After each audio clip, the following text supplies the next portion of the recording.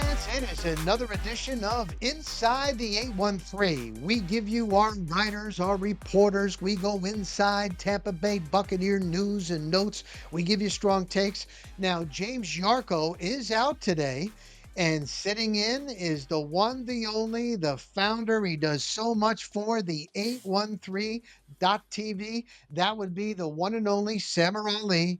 He is the host of the very popular Loose Cannons podcast with his buddies, Stank Bastard and Papa Latte, and the co host of the Fully Loaded podcast with JC Cornell.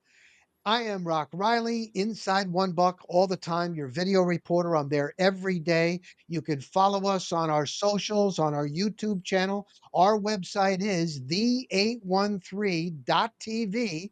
We are at the 813 TV. I'm at Real Rock Riley. He is at the Samar Ali. And before we start, how you doing, Samar? I'm pretty good, man. It's bye week. Like the players and probably you, I need this break. I need this bye week pretty badly right now. I was saying the same thing to everybody. And some people are like, why is Todd Bowles giving them one extra day? What would one extra day of a practice on Wednesday? I think they really do need to clear their heads. We were talking with Graham Barton. He goes, it's time for just introspection. Look in the mirror and then clear your heads and come back. And I think everybody, I would agree with you. I think everybody, including Todd Bowles and the coaching staff, take a little time, right? Yeah, they need some time off. I think they need some time off not only just to kind of clear their heads, but have the coaching staff take a little bit of a look in the mirror, do a little self scouting, the regular stuff that goes on in the bye. And it's been such a long season. You don't usually have a week 11 bye. That's a really long time to go. That's almost 3 games more than the halfway point.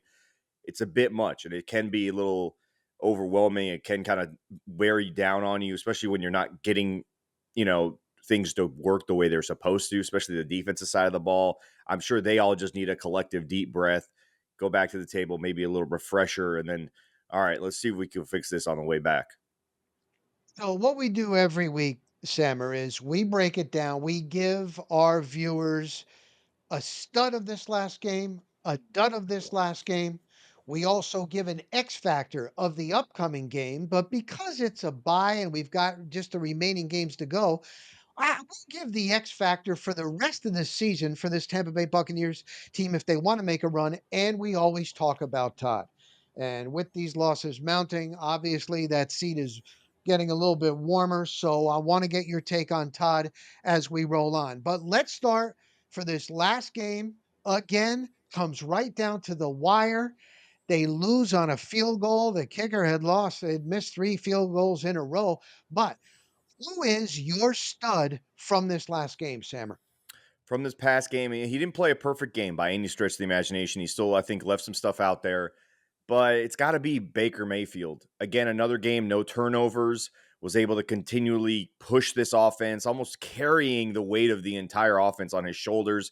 He's trying to get the ball out to guys like Kate Otten. I don't even know who the wide receivers were because they didn't do absolutely anything. Rashad White did his thing and Bucky Irving did his thing. But it all starts with the quarterback being able to figure out ways to get the ball to those guys, battle through the fact that he didn't have his starting left tackle for a good chunk of the game on top of that.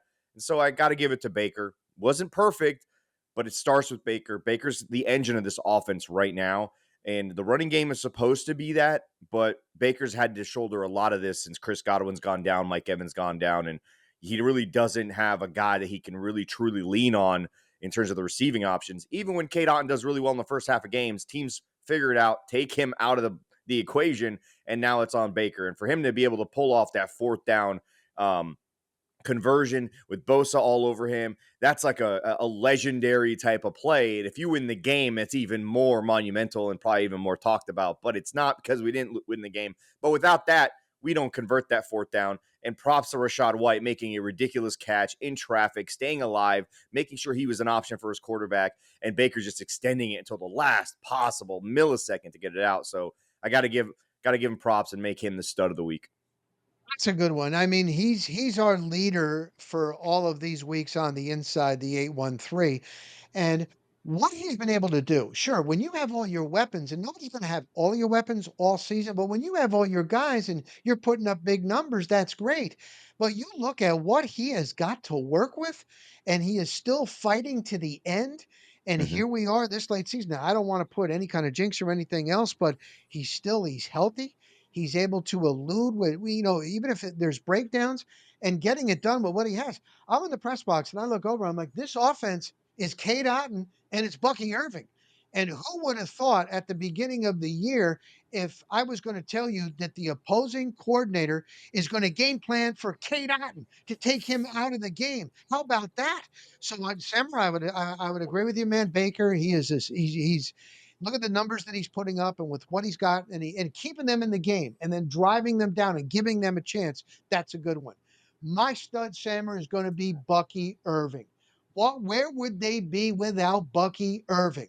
I'm looking at his numbers: 13 carries, 73 yards, three catches, 14 yards. He had that 12-yard touchdown run, and that was in the fourth.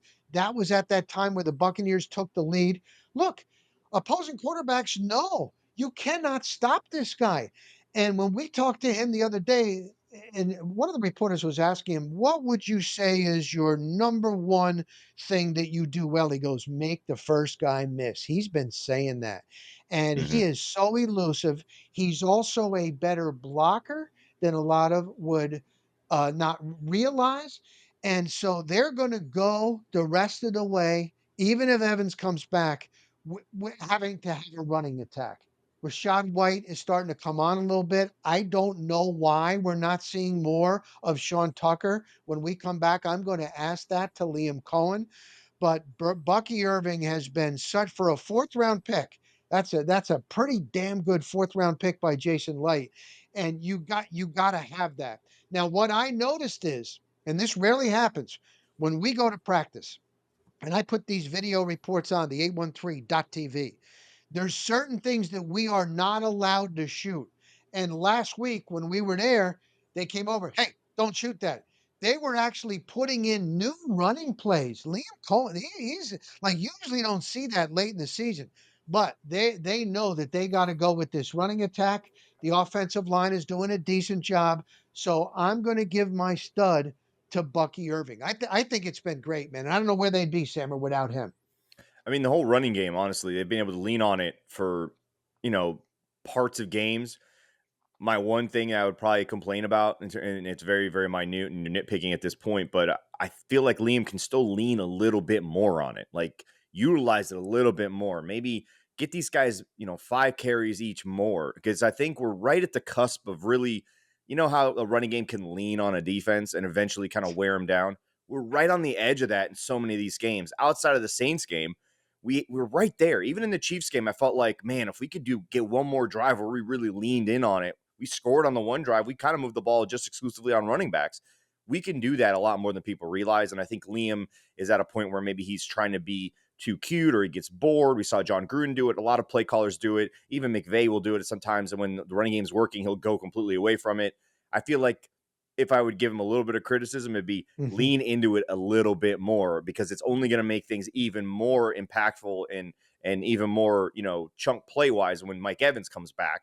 So lean into a little bit more. I think we'll see more explosives come out of the run game too, because we're on the edge of having either Rashad or Bucky bust a big one. It's just right there, and so they're kind of rolling. And they had a drive in this past game where they were able to use both of them and get down the field and score a touchdown out of it. And they kind of both, did their thing. And that was actually the one that ended up with Bucky getting that touchdown. Rashad did really well getting the ball down the field. It was all Rashad, basically. Four first downs straight up off his back on running plays or on passing plays. And then they brought Bucky in and Bucky sealed the deal. So that's what I want to see more of, even when Mike Evans comes back. But yeah. You know what? You're on it because he even admitted that in his last press conference last week. He's like, the one thing going back, he wants to run it a little bit more, and he thinks that he even should. Maybe sometimes you know how it is when they get behind, they Mm-hmm. think in order to catch up, I can't just run and try to get these chunk plays. So I think that's it. But he even said that. He even said that, and he knows that. And again, with the offensive line, although now not having Tristan Wirfs, man, I mean, in the But locker room, Rock, oh, but Skule played pretty damn well. I yes, mean, yes. considering I did Yes. not see. I thought for sure because Bosa immediately flipped sides, and I was like, "Oh man, here we go. We're going to see 4.5 sacks like we saw in Detroit from Hutchinson." And he did his job. He did well. He held his own. It looked like he was even more Mm, comfortable than on the right side. And mm. so, hats off to that dude. Maybe like a consideration of a stud or something like that for There school. you But go. I think he's still a good run blocker. They pulled him on a run block that ended up being a first down run, well, almost the first or second play that he was in the game. And so I was like, okay, we're utilizing what we're supposed to do with that. And back to your point about Liam, the good teams that understand their identity, Mhm, regardless of the score, unless it's a multiple score type of scenario, will mhm. still do what they do best. So if you're down 7 points, run the ball. You're still Okay. doing what you're able to do. You're only down one score. At certain times, obviously, you got to abandon it. But the good teams, when they get to that point and they realize who they lean into the identity because they know that's really ultimately what's going to get them back in the game. That's a good point. And I do wanna say, when I did one of my reports, one of the this week, and I called him Schoolie, everybody there, like Tristan Wirth, they all call him Schoolie. It's Justin School. So I said Justin Schoolie. It's only because that's his nickname. Okay, he's fine. Hopefully not for too long, Sam. We're gonna get Tristan back, but he's a young, healthy stud, and when you're that young still and he's flexible, maybe he can heal pretty good. All right, now we gotta go to our dud of this last game. Sammer, I'll go to you first. Who is your dud? The entire wide receiving core, all of them. I mean, for the leading receiver from that room to have 11 yards, the guys got to figure out ways to create separation, whether that's schematically, whether that's just on them winning one-on-ones. They have got plenty of opportunities. There's a lot of heavy man boxes against the Bucs now. A lot of their focus is going to Kate Otten in the second half. That means in the second half, these wide receivers got to find ways to create separation and win their one-on-ones. You got to win them. A couple of times they won them. They were on the backside of the play and not the first read, so Baker missed them. A couple of times he sees them, he doesn't pull the trigger.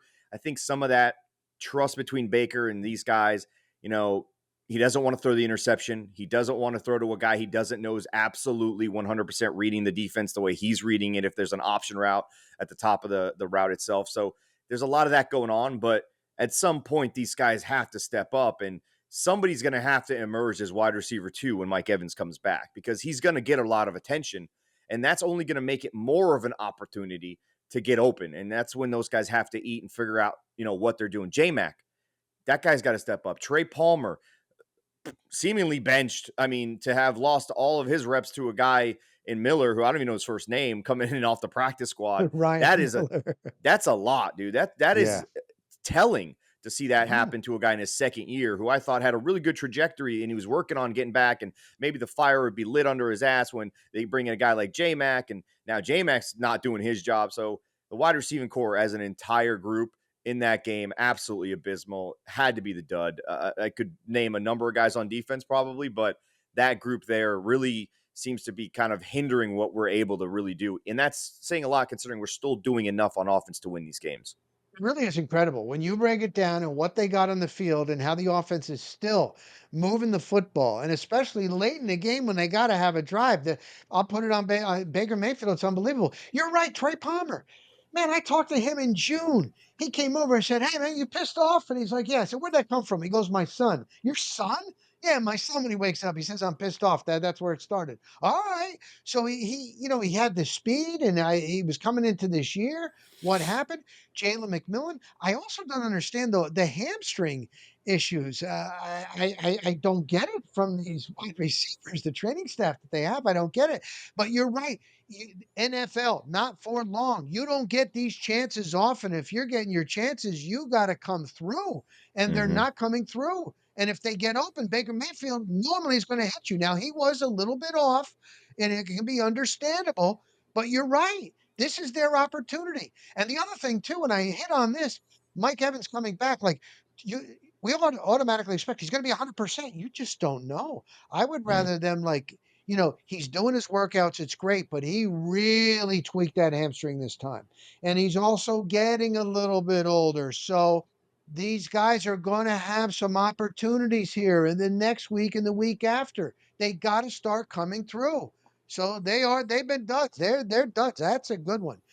Sammer, I'm going to give my dud to Josh Hayes. Mm. Josh Hayes again, not only is he getting burned, now Kittle is one of the best in the league. He had the opportunity to make the play and he didn't. But also penalties. He's killing them. Here's another guy that's getting a chance. You got to be locked in. You can't be making these penalties.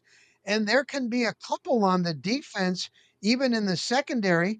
Look, McCollum didn't have a good game, but McCollum also had a nice stop. It was a third down, and then there's the penalty on Josh, Josh Hayes. And then guess what happens? It allows them to go down, and then they ended up scoring a touchdown. Hmm. So mentally, not only is he getting burned, Josh Hayes is my dud, and I could give it to him for not only this game, Sammer. I could give it to him for a game or two prior to this. Yeah, I mean, this, the thing with me is that you could only expect so much of these guys, and I think what's more disappointing is the other guys around them who are also making mistakes on top of that, whether they're just not comfortable in the soft zone scheme that they're not really accustomed to playing, or what it is. There's no real excuse built in at this point, but like to see a play that we could have made with Antoine Winfield in the fourth quarter there to just completely miss that tackle, to not even look like Antoine Winfield, to look like a guy who's never made a tackle in the NFL. That's a massive part of the game, dude. You tackle him there, they're using that timeout or they're running to the next play. Inexcusable. But yeah, Josh Hayes deserved it. Thunderbird, I call him Thunderburnt because that's all he's getting done when he's out there. He also had a terrible showing when he had to come in when Zion got hurt. But yeah, I mean, just yeah, I don't even know what to say about those two guys at this point. They're gonna completely hinder this defense until we figure something out. Do a dud and before we get into X Factor, before we get into Todd, let's get a dud and a stud for the first half of this season, and we're even a little bit past the first half. A dud for me, and it's too bad I like him, is Yaya Diaby. Mm. I thought this guy was going to take his game to the next level. He even told me that in the offseason he was working on moves to get to the quarterback faster with his legs. He's in good shape. I know he started out having everybody is banged up, man, at this point in the season. Nobody's 100%. But I really thought he was going to take the next step. Now, look, Joe Tryon Shainka, oh, he did have a sack in this last game, but he is what he is. But Yaya Diaby, I expected more of him. And I'm gonna be, hey man, he's getting a good money. I'm gonna give him my dud of this first half. How about you, Sammer? Yeah, to add to that point, JTS is a edge two type of guy. He's going to set the edge, do really well against the run, every now and then get you a sack. We expected Yaya to be edge one, the guy who comes in, dominates that line of scrimmage. And I think some of it is scheme as well. He's not rushing the passer enough times in a game. He's not also on the field enough times with his best two guys in the middle. That's something I've been critical of Todd for weeks now. He takes them out at the weirdest times, or he shifts them out completely as four guys at a time, like it's hockey. Not conducive to putting a guy into a groove. Simeon Rice on the field every single play for the most part when he was here. Those guys that are studs like that, that's what they do. They're always on the field, and you want them to always be on the field. And some of that, I think Yaya might still be a little injured, but I agree with you. He's been right there, but it's not good enough. And so, yeah, I would agree he's a dud. My dud, man, only because of how much hype we had for this kid coming in, what he did in training camp, the work ethic he showed, what he did in preseason, how highly just spoken of he was from everybody, from the scouts, Jason Light, the locker room guys, everybody. J Mac, Jalen McMillan, completely my first half dud of this season. I mean, unbelievable. Where he had a good first game, and then it's just been downhill since then. And then now you hear reports that the Bucs aren't happy with his week, from Sunday to Sunday preparation, his work on trying to get rehabbed and get healthy enough to play the next week, as opposed to just, hey, I'm injured, I'm just going to be injured. All of that, the mentality, all of it's been a failure. He hasn't played well when he's had chances. When he's finally on the field and the ball's going his way, he's dropping it. He's causing interceptions. That Saints game, he basically caused that interception that was part of that second half or second quarter debacle that we faced in New Orleans. But when you got a guy like Chris Godwin and Mike Evans and they go down, you say, we got a Trey Palmer who's here in his second year. We got a J Mac that we've been super high about since we got him. We were stoked that he even fell to us. This is a massive opportunity. You don't get an opportunity like that as a rookie wide receiver on a team with two guys like Chris and Mike. Yeah, you are, dude. You got to capture that, because if you don't, it's going to kind of follow you for a good amount of time in your career. Trey Palmer, same thing. But for J-Mac to not even have scratched the surface of even being talked about since these two guys go down, it's just disappointing. To hear the reports that he doesn't take his job seriously enough, that he's not working on getting from point A to point B from Sunday to Sunday. That's really, really, really frightening to hear from a guy that we thought was a massive work ethic guy. So, yeah, he needs to look in the mirror in this bye week. He needs to get himself right. He needs to go back to basics and understanding if I'm going to see the field, I got to get all these guys to trust me from the top to the bottom, all the way, all over again, starting back at square one before camp. Absolutely my dud of the first half of the season. And I could have given it to a bunch of guys, like you said, Rock, but I'm just so disappointed in what I thought was going to be an emergence of a guy that would make it a difficult conversation to have about Chris Godwin being re-signed, because you're like, I kind of have the next Chris Godwin. And I said that so many times. And yet here we are thinking there's no way in hell we can lose Chris Godwin. We have nobody else other than him and Mike. So he's absolutely my dud for the first half of the season. When we got to training camp, I remember like yesterday, first day that they had their practice, and Evans comes out and he sits down and he goes, "You know what? When he walked into the hotel where they stayed, he looked over and he's like, 'Who's that young guy?' He's doing a walkthrough in the hallway. You know what? This is a new offensive coordinator with new plays. I think I'll go over there." And he's like, "Man, I never saw that from a rookie." He was looking real good, like you said, at training camp and in preseason. And now when we talked to him the other day, you can see it, man. It's up here. It's like he was trying to tell himself, he's going to tell me, he's like, you know what? It's really hard. People think that it's easy to go from Mm-hmm. college, but it isn't, because if it was, everybody would do it. And then he also said, but I think I'm doing a good job, but I'm just a kid. Man, over the years, when you hear a rookie this late in the season, most of the time it's like they feel like they're no longer a rookie, like they're here, especially if you're out there and you're considered a starter. He's still talking like he's very, very insecure. So yeah, you're right. And he's still got some time because he's got some talent, but that clock is ticking, even though Yeah. he's a rookie. So you know what? I would agree with you on that one. The My thing, the stud thing. for the The, go ahead, sorry, Sam. Rock. I was gonna say just one more point on that. Yeah. When Mike Evans came into the league, he had Vincent Jackson, and Vincent Jackson was a consummate pro. Taught him how to practice and took him under his wing.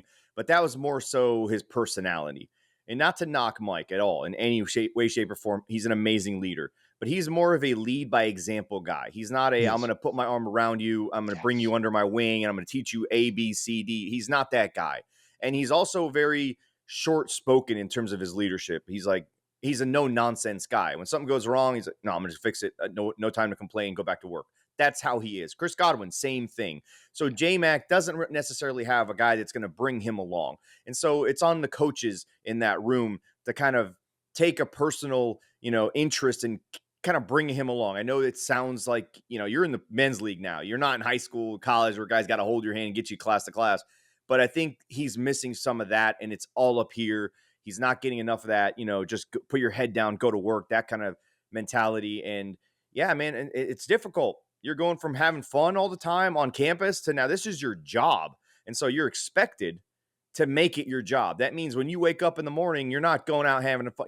This is your job. You're going to put in extra steps to make it to Sunday to make sure you can play. And to hear that he's not doing that and that they know he's not doing that, it would be really nice to have a guy like BA on that side of the ball who could, kick these guys in the ass, because I don't think they have that guy on this team or this coaching staff. Not to say that he would, single out rookies, but we don't have that guy in the room. Liam Cohen, kind of that asshole, but not really.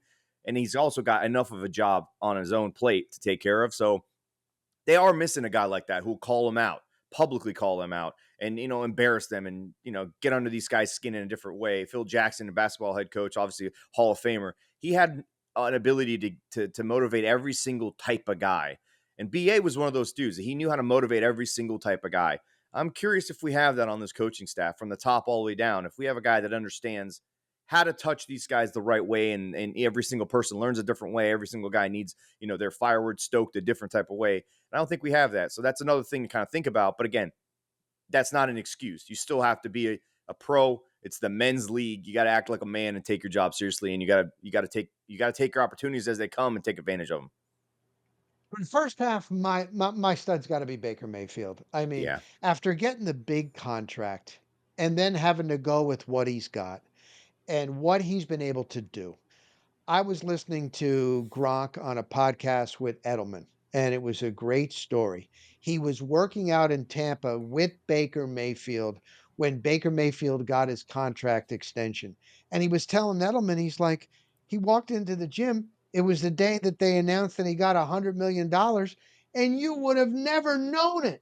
We were over at the squat rack, and he's over there and giving me encouragement and being one of the guys. He's a dude, and you see him, man, at practice. He's always with the offensive lineman, and you see how he's trying to even set blocks downfield, and just trying to will his way. And they look up to him. We see him in the locker room, and he's a buster too. Like if Tristan Wirfs is doing an interview, he's behind him, and he's like, "Oh my God, no!" And he's busting chops, and they just like that. And so it's in the locker room, on the field, off the field, leading them. He's my guy. And if there's stud 1A for me, and I know the offensive linemen, you don't hear about them a lot when they're doing good, would be Cody Mock. He has come a long way. Hmm. I was looking at the all 22 for this last game, and the way he was blocking downfield with Graham Barton. Now, I know Graham Barton whiffed on that tackle for loss at the end of the game, and he was like, "Hey, Hmm. put that on me," and that's happened. He's had some slips like a Ricky Summer. Cody Mock has taken his game to the next level, and I like that. And I think he's going to be good for a long time. It took that former right guard that got the money and went to Cincinnati. It took him a while. So Cody Mock has done a great job. And you don't hear too much about the offensive lineman, but I wanted to give him some props. Yeah, for the first half, I was going to say honorable mention would be the offensive line because they've been able to turn around a terrible rushing attack. They've been able to do their job. I've been a little critical of Graham Barton as a rookie. He seems to have a play or two every single week that comes in like a Yes. most inopportune moment. But Yes. he is a rookie, and I've kind of put a little bit more of that on the the play call itself to lean on a rookie in a massive moment. Not usually the best idea, regardless of how much you trust the guy. It's tough, but you should also put him in a better position at times. But my stud for the first half, you took Baker because that was kind of the easy one. You could even say Zion McCollum to an extent, but I'm going to give it to Liam Cohen. I'm going to give it to Liam Cohen only because he's able to come in. He's the new guy in the building. He's given a task of, hey, we got to bridge what we did last year that was kind of working and brought Baker along right, figure out what Baker likes to do even more, use Baker in the ways that he enjoys to be used, and bring more out of him on top of that. Also, by the way, we haven't run the ball worth a damn and God knows how long. Can you fix that too? Also, rookie offensive lineman right in the middle of the whole deal. And oh, by the way, you don't have your starting right tackle who's a stud for 3 games because he has a concussion after week 1. A lot of stuff was put on that guy's plate. And yet, seemingly, he's got his quarterback at the top in terms of touchdowns every single week. Now he's tied at the top. He's leading the league. I believe he's top 2 every single week in and week out in terms of yardage. He's kept him in control in terms of the interceptions. And the offense, one of the top scoring offenses in the entire NFL. You dropped 51 points in New Orleans. Okay. You used 3 running backs to get that accomplished. Now you have no Mike Evans, no Chris Godwin, seemingly still keeping it working. I don't know how, without any wide receivers to get in the ball. So Liam Cohen has worked magic and wonders. And then on top of that, he's revitalized the rushing attack. Top 10 rushing attack from what we have had. And then being able to install a rookie into that, being able to come up with ways and creative ways to use the pony package, which is like a 97% hit rate in terms of success when they finally go into it and call it, the counters, being able to adjust from running a zone scheme and finding out, hey, my guys are not very good at that. Let's just adjust to more duos and more counter runs, things like that help my offensive linemen while still sprinkling in some zone, not doing what doesn't work just to keep doing it, banging your head against the wall. All of that to say that Liam Cohen has been an absolute breath of fresh air for the first half of the season for the Bucs, and could really be responsible for almost every single one of these wins, other than the Detroit Lions win, because we played so well on defense in that game, creating turnovers, locking it down in the red zone. Servassier Dennis being one of the major points of that, obviously. He's gone, so we see how that's looking. So and again, he also had his fingerprints on that game regardless. The quarterback draw with Baker, calling that right after a quarterback scramble, turning that into a touchdown, massive point in the game in the fourth quarter, and then being able to put drives together with Baker. And it feels like when the offense is on the field, Rock, I don't know if you noticed this, but it feels like Liam is on the field with Baker. That's how connected the two are. That's how in sync they are. And Baker's kind of an extension of Liam on the field as a coach, as a play caller, and understanding what's at hand and what the game plan is, and being able to install it and execute it. Even when he has thrown interceptions and had his moments, obviously he's human, but it's felt like that's been the complete identity of the team. They've taken on the Liam Cohen / Baker Mayfield identity, and it's worked wonders across the board. I couldn't say it any better. And I'll give you one further Nice. on that Lions game.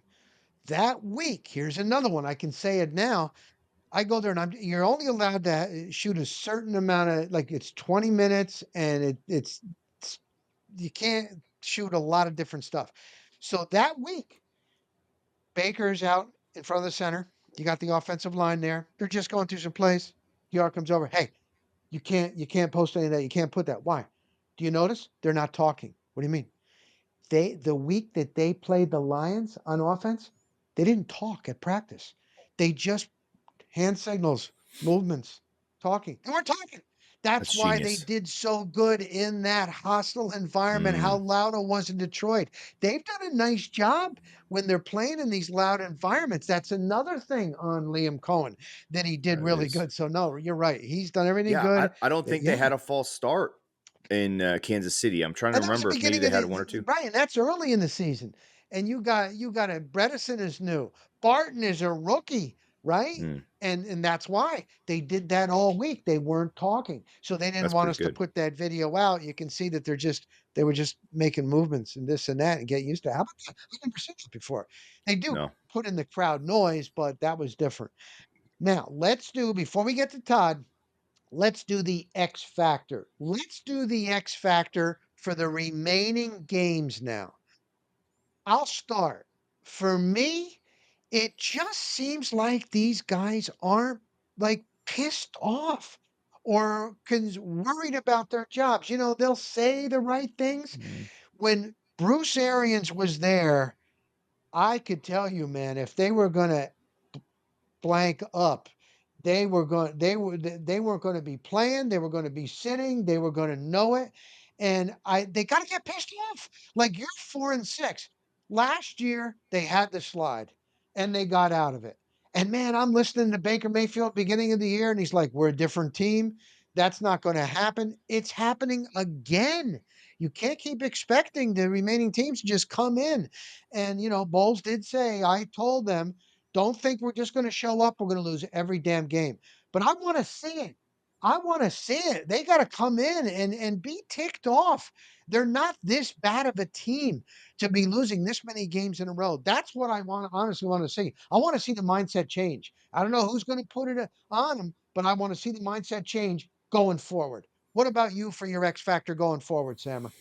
So it could be something similar to that, but I think if I were to pick a player, Yeah. um, it would be Kalijah Cansey. I think Kalijah Cansey, people aren't noticing.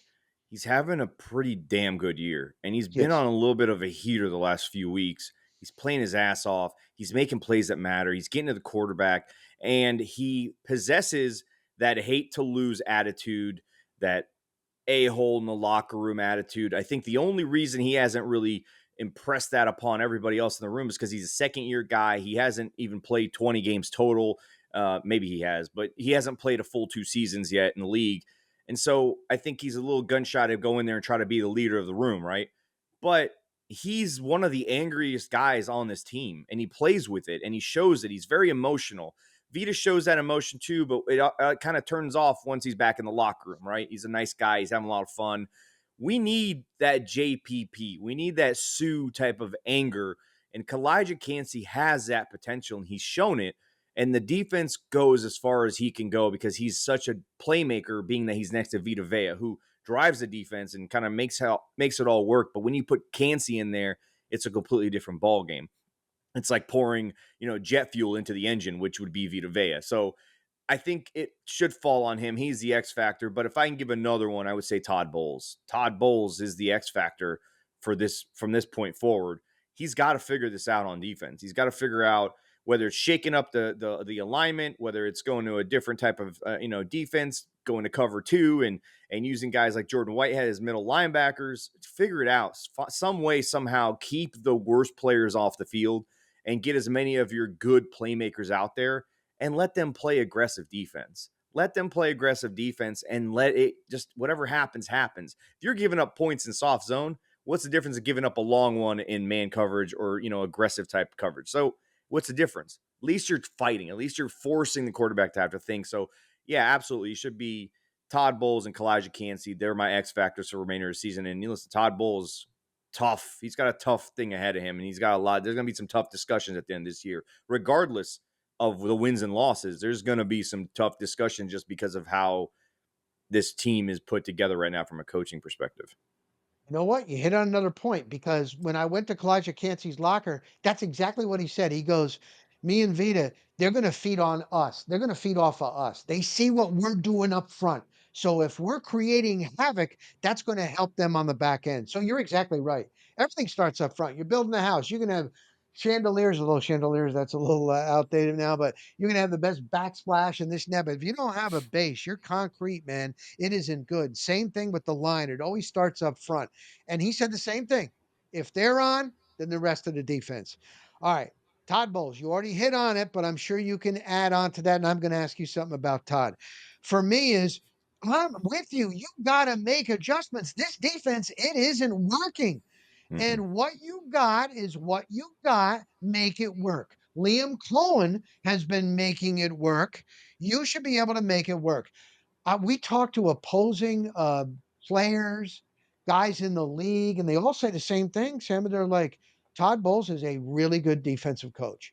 Or when it's the week leading up, they always bring up they got these blitzes, or he disguises things. He's been around, he's seen everything, he's smart, but he hasn't been showing it with this defense. Now, at the last question or second to last question this last week, with the young guys in there, have you, because it had always been miscommunication. Well, they didn't say that this week. And he's like, did you communicate with them that they're supposed to be up on these receivers? And he goes, I did. So they're not, then the message isn't getting through. Mm. Whatever it is, he's fighting for his job now. You can say it. So if you want to stay in and you want to make a run, these are losing teams. I know he said, well, every team in the NFL has first round picks, yes, but they're also losing teams. There should be no excuse. So make adjustments. Liam Cohen makes adjustments. Oh, don't shoot that. These are new plays that they're running. He's putting in new plays. You got to figure it out. He did say that they're going to go over everything the coaches are going to discuss. So that's my biggest thing with Todd Bowles. You still got a gig. You still can make something of this season. Make adjustments with the defense because it ain't working.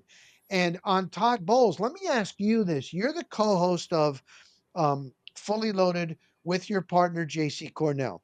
And JC Cornell wants Todd Bowles fired now. He doesn't want to lose Liam Cohen. Liam Cohen got an interview. Oh, hey, Liam Cohen, it might be a hot commodity. Are you the same as your co host on Fully Loaded? Do you want Todd Bowles to be fired now, Sammer? It makes no sense to fire a coach middle of the season. I'm sorry. It doesn't make sense to fire him in the middle of the season unless you I don't really there's no scenario in which it's a good thing for your team. Two things here. If I fire Todd Bowles, what I'm going to have to do is just promote one of his defensive guys to now be the DC, right? And those guys, whether they're loyal to him or not, how much they are good at that, they only have so much that they could possibly change. It's not like they can just bring in their playbook and be like, hell yeah, Todd's gone. Now I can run my cover two, my Tampa. It's not happening. That's not how it works. It's been installed. They're going to run the same system.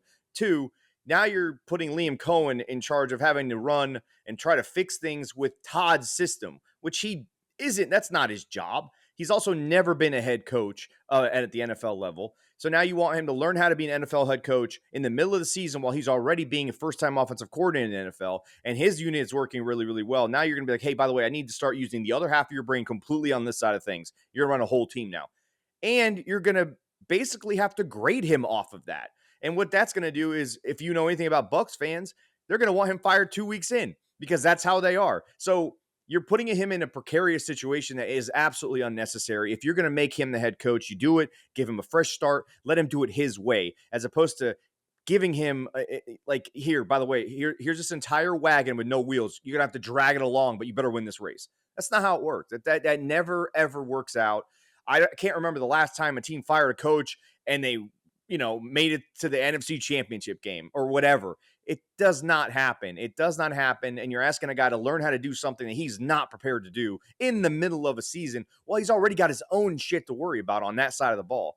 It'd be an absolutely terrible thing to do. Even if they capitalize on the interim head coach phenomenon where you win 1 or 2 games right off the bat, it'll just go downhill. He's not going to be able to lead these men. And here's the other key thing in this, Rock. This team has not quit on Todd. No, This team has not no, quit on Todd. They they've not. fully support Todd. They've never once even just glitched or even I thought know. about saying that it's on Todd. They've completely owned their mistakes as players.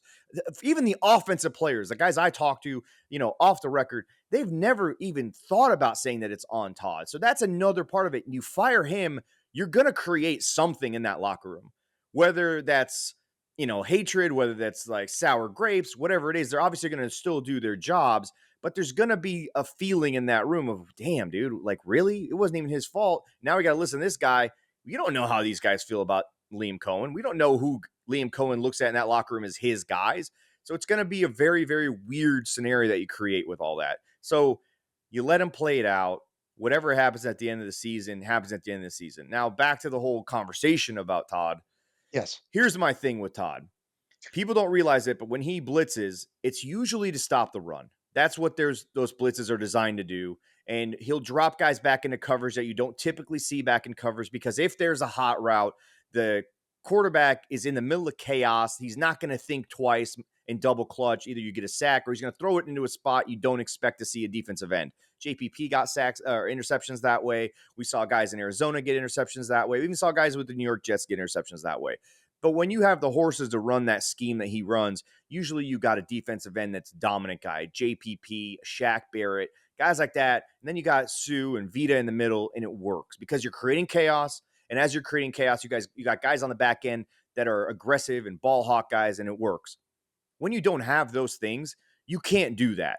So you're kind of crippled. So I will say that with the corners that he has, it's not entirely his fault, but you can still be aggressive. You could still force the defense to create chaos onto the offense. And so when I say that is, if you're going to blitz and the quarterback, once his back foot hits, he's almost every single time over the last 4 or 5 weeks, the ball is coming out and he knows exactly where it's going and the guy's wide open. Look at that. Go back and watch the game and see that. Every single game we're playing, it's very rare. And against Kansas City was a little bit less, but that I think is more so that, they're limited on that side of the ball in terms of who they can throw the ball to as well with the Chiefs. But if you play up and you play aggressive coverage, you at least make that quarterback clutch. If you clutch, that's an extra second. We've seen Yaya be an extra second away from getting a sack. You Good make him point. clutch, maybe that is a sack. But we're not doing that. It's once that back foot hits, whether it's 3, 4, 5-step drop, that ball's coming out because the guys are wide open. And if that means your guys don't know how to play zone well, you got Levante David who does well close to the line of scrimmage, but once he's getting pulled back, he's not the same Yeah. Levante David. It just Right. Agree. Father Time is undefeated. Yep. Obviously, Britt, not great. And all the other people everyone listed off should be playing instead of him. But hey, guys, they're worse. We saw it. They're not good either. And so you don't have the ability to call certain things. I get that. But call cover 2. Use Izzy and Winfield back there. Use Jordan Whitehead closer to the line of scrimmage like he did in Kansas City so often, and it turned into blitzes that worked well. Him and Levante created pressure right up the middle that forced Patrick to have to make decisions. He had 2 bad tackles, so it worked out even better for us. That's what Todd needs to do.